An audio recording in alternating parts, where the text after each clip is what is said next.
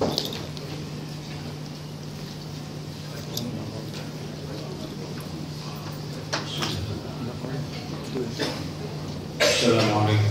warahmatullahi wabarakatuh. Waalaikumsalam. Alhamdulillah nahmaduhu wa nasta'inuhu wa na'udzu billahi min shururi anfusina wa sayyiati a'malina.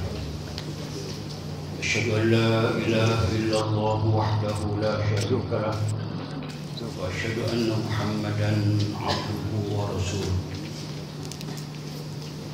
Muslimin muslimat yang dirahmati sekalian, tanggung jawab terhadap kecuaian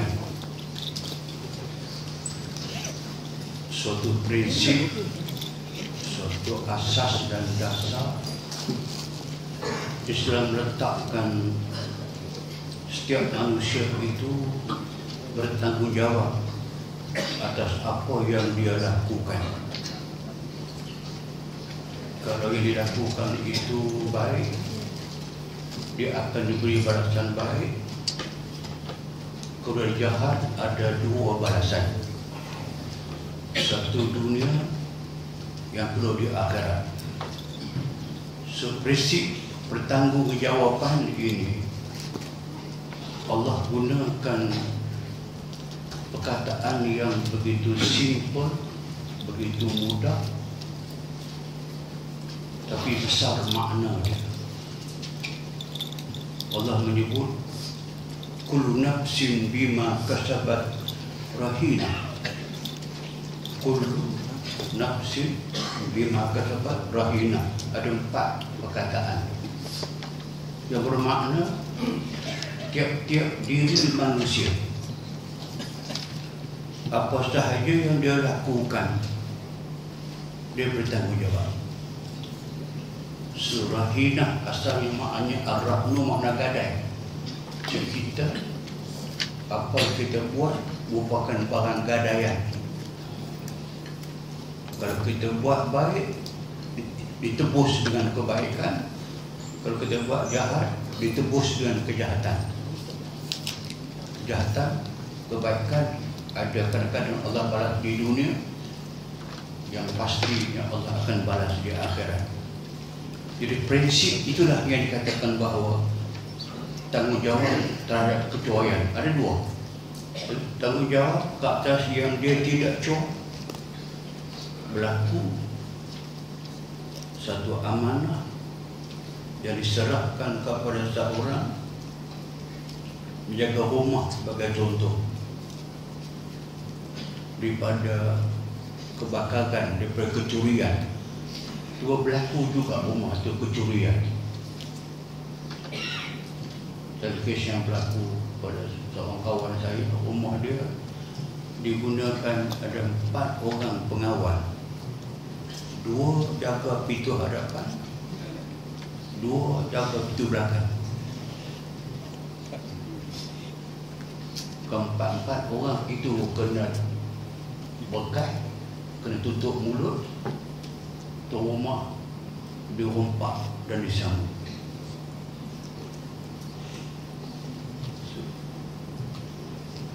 Cuakah tidak mereka dengan tugas mereka? Masih itu letak nanti hukuman. Kalau tidak cuak, dia tidak bertanggungjawab. Kalau dia cuak, kecuaian, negligent kita panggil, maka dia bertanggungjawab. Yang penting, Islam sebagai agama Allah, Allah tahu kemaslahatan hamba, kemaslahatan masyarakat. Tentulah dalam ramai orang ni ada orang yang memang sifatnya sifat tanggungjawab, integriti. Ada yang jenisnya yang tidak bertanggungjawab. Sebab tu maka amanah itu dijadikan sebagai sifat Nabi. Supaya Nabi sebutkan la dina liman la amanatalah. Tidak ada agama, tidak bermakna ataupun tidak ada guna dia beragama jika dia tidak orang yang tidak beramanah. Antara amanahnya ialah tanggungjawab. Kalau dia cuai, maka ada hukuman. Tidak cuai, tidak ada hukuman. So tak ada tanggungjawab yang terletak di bahu seorang mukallaf adalah disebabkan oleh salah satu daripada dua faktor. So, kita dah belajar sebahagian. Ada dua perkara utama yang menjadi asas kepada tanggungjawab. Yang pertama mestilah niat. Niat jahat dapat dikenali. Niat baik pun dapat dikenali dengan beberapa petanda, beberapa bukti sebelum dia berlaku. Macam misalnya orang pernah tersilap sebut kepada seorang kawan kena bunuh dia, tersilap kau melawak kau, lepas tu kau termati semua. Ada orang bunuh dia. Nak cari siapa? Siapa dia penunjuk ke arah itu? Masih terlihat bahawa niat itu yang kita sebut dulu, innamal a'malu binniyat, semua pekerjaan hamba ini tergantunglah dengan niat dia. Niat baik dia jadi baik, niat buruk jadi buruk. Yang keduanya jadi disebut kecuaian. Ada yang tidak cuai dan ada yang cuai. Cuai kita panggil negligent, pun dapat dibuktikan dengan beberapa petanda memang dia cuai. Misal yang senang kita faham, kalau suruh dia jaga kebun,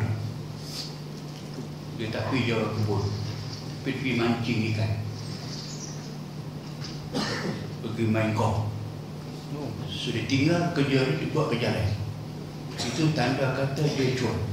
Maka tak heranlah kalau bahkan itu boleh hilang. So jika dua ini ada, maka dia tanggungjawab, dia kena ganti balik apa yang telah berlaku kerugian.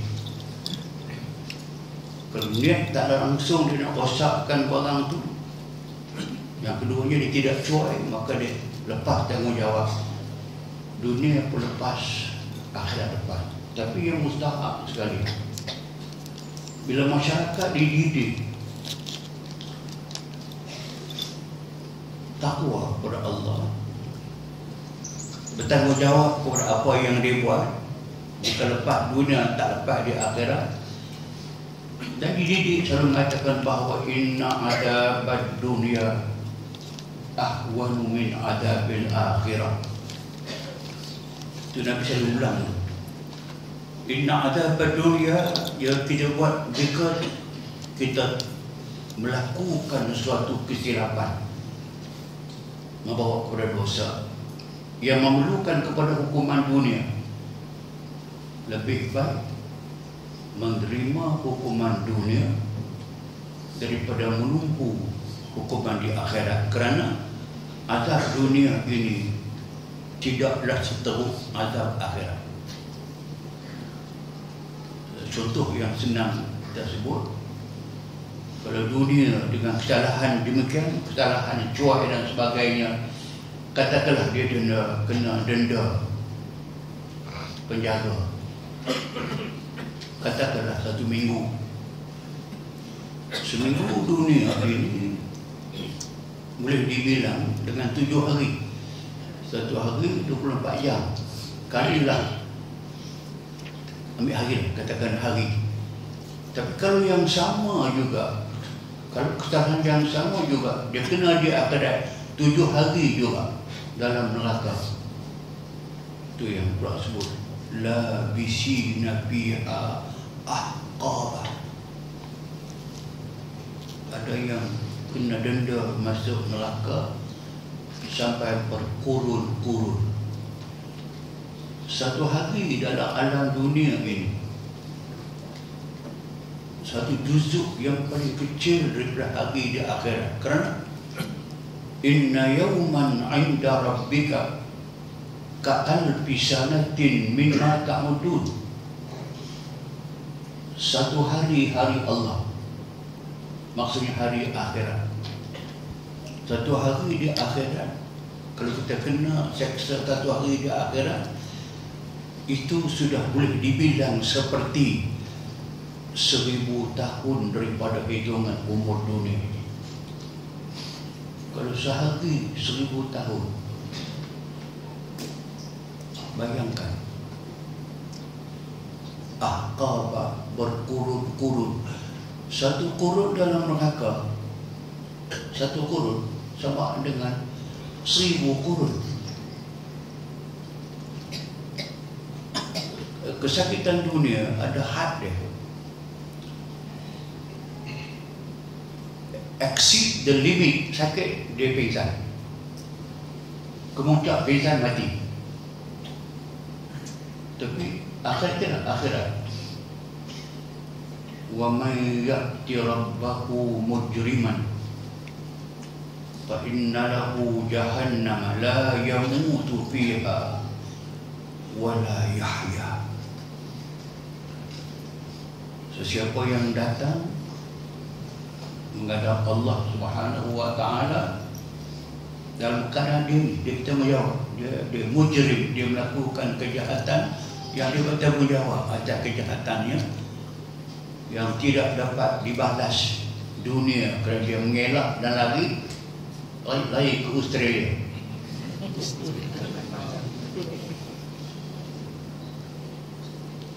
Kacau. Tak apa. Itu dia bunuh orang dengan mana?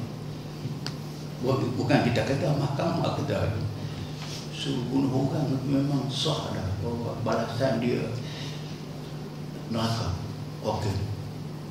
Siapa yang datang menghadap Allah mujriman sebagai seorang pezina yang buat dosa, fa inna lahu, Allah sedia baginya nar jahannam, api neraka, la yamutu fiha wa la yahya.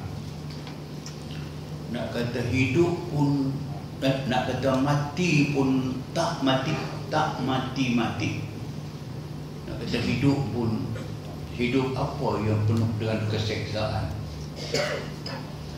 Sebab itulah yang saya poin tadi itu mengatakan, sebab Islam mendidik umat daripada awal, tanggungjawab kepada apa yang dia buat.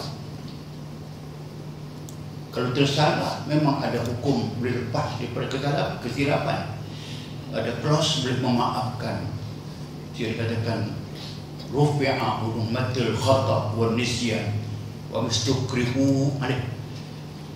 Dia angkat kalam tidak bersalah kepada orang-orang yang melakukan sesuatu itu atas tersilap. Macam kita baca dulu, membunuh dengan tidak sengaja, mencederakan orang dengan tidak sengaja, tanpa niat. Ada yang lepas, ada yang kena hanya bayar dia. Tapi kalau dikatakan orang yang sengaja mengelak, tak apa, lepas dunia, tapi tak akan lepas di akhirat. Maksud betul, maka dikatakan bahawa inna adab dunia, azab dunia ahwanu, jauh lebih intik, hayyin is nothing compared to the hari akhirat. Maka yang tadi dikatakan bahawa kalau kata cuai, memang kita bertanggungjawab. Implikasi syarak terhadap kecuaian bila berlaku, tidak ringkaskan panitia tidak sangat bahasa mustahab, tidak ringkaskan bahawa okey, kecuaian tadi yang dia lakukan itu, kalau benar-benar dia cuai, dia wajib ganti balik barang yang dia rosakkan. Paling mudah, orang suruh dia bela lembu 10 ekor, dia berterima bela lembu 10 ekor. Dia tak pagar lembu tu, dia biar bela pula tepi dengan sawah orang, bendang orang. Lembu pergi makan habis padi orang, rosak padi orang. Sebab dia yang curi. Lembu dengan padi makanan dia. Haji maknanya kalau ada kecuaian, kalau tak ada kecuaian, dia tampak lembu tu, semua lembu dia tampak. Tapi lembu galak, mencalai, mengamuk, putus, maka dia tidak cuai, Dia tidak cuai. Tuan lembu tidak kena bayar, dia pun tidak kena bayar. Melainkan kalau ada unsur-unsur pada ketika itu, ada unsur sedikit yang dipanggilkan kecuaian, maka mahkamah boleh buat keputusan banyak manakah yang sepatutnya dia kena bayar ganti rugi. So ganti rugi ada dua. Satu ganti rugi dengan seumpama dengannya. Kalau rumah terbakar, ganti rumah balik. Ni banjir ni bukan kerana cuai kita tu berlaku musibah, tapi pemerintah wajib membantu, maka buat rumah baru. Kalau ini kes namanya yang kecuaian yang sengaja dibuat, memang dia kena bayar balik sama dengannya au qimi bil misli au qiyami nilai bagi kerugian itu, maka dia akan ganti balik. Itu pokok yang asalnya. Okey, contoh tanggungjawab terhadap kecuaian. Yang pertama, contoh bagaimana boleh berlaku kecuaian. Seorang mati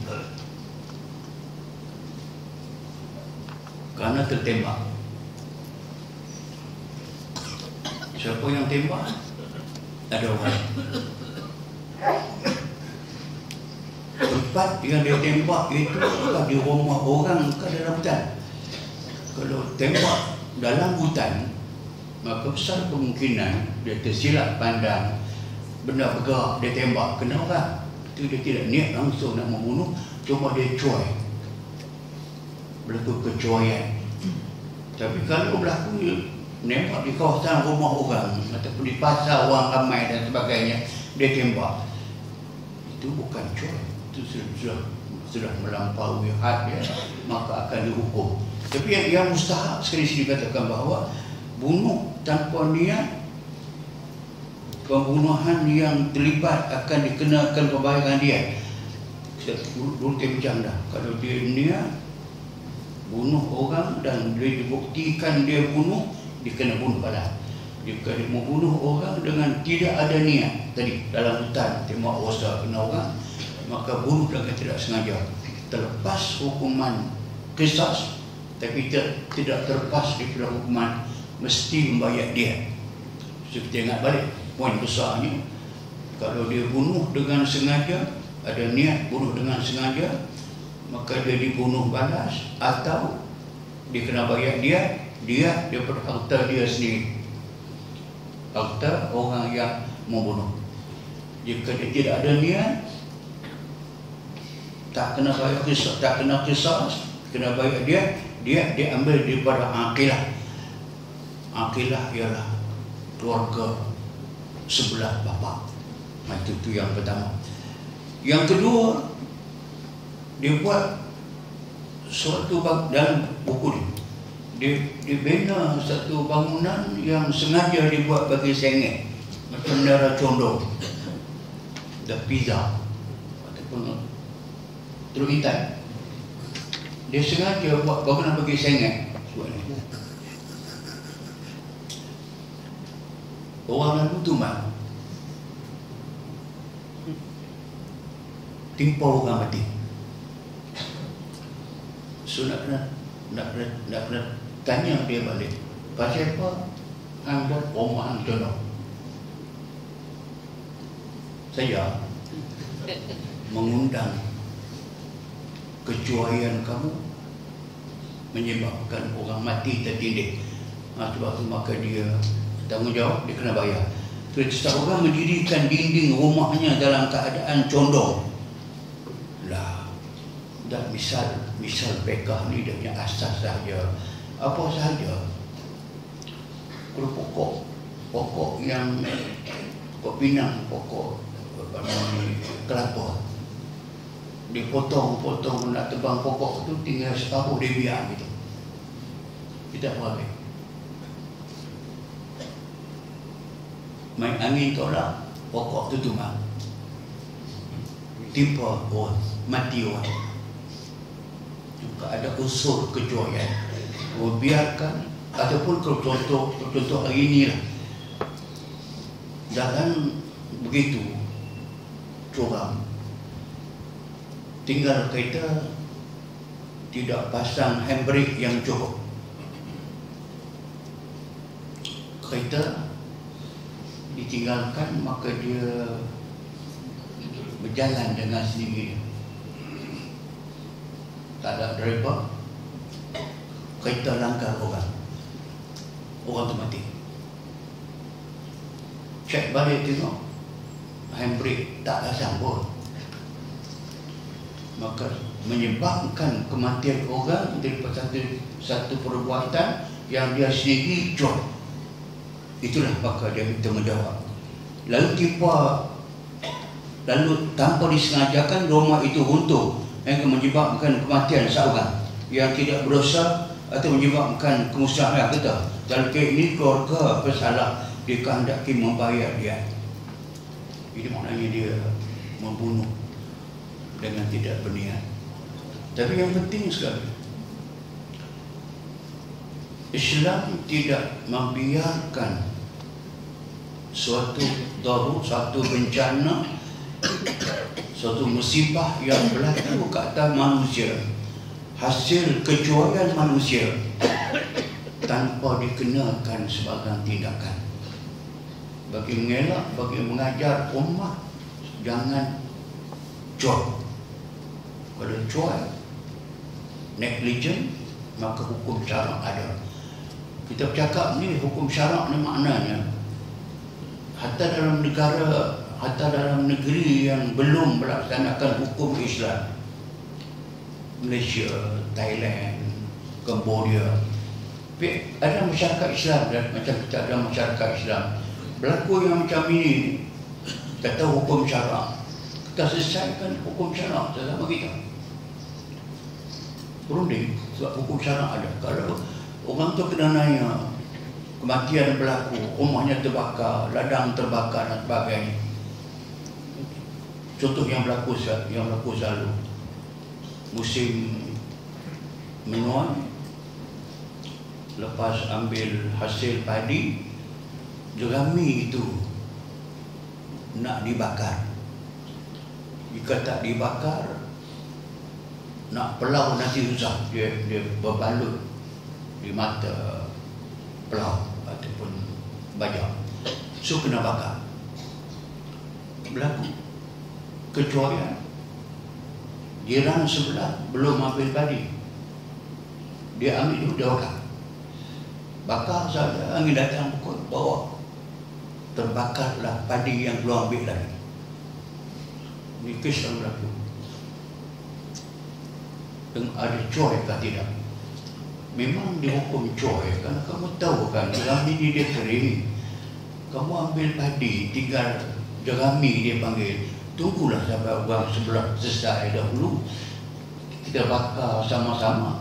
Ini kamu bakar dahulu, api melarat, padi sebelah dimakan. Kalau hukum Islamnya, dia wajib ganti rugi. Jadi mendidik supaya jangan perkara macam ini berlaku yang mengundangkan masalah kepada rakyat sekalian. Nombor tiganya, haiwan atau keinderaan yang memusnahkan harta orang lain. Yang tadi itu, haiwan biasa, makanan dia apa yang dia jumpa, rumput dia makan, padi dia makan. So kalau kita tidak menjaga dengan baik, biar begitu kambing. Ya, saya tahu, saya pernah belah kambing.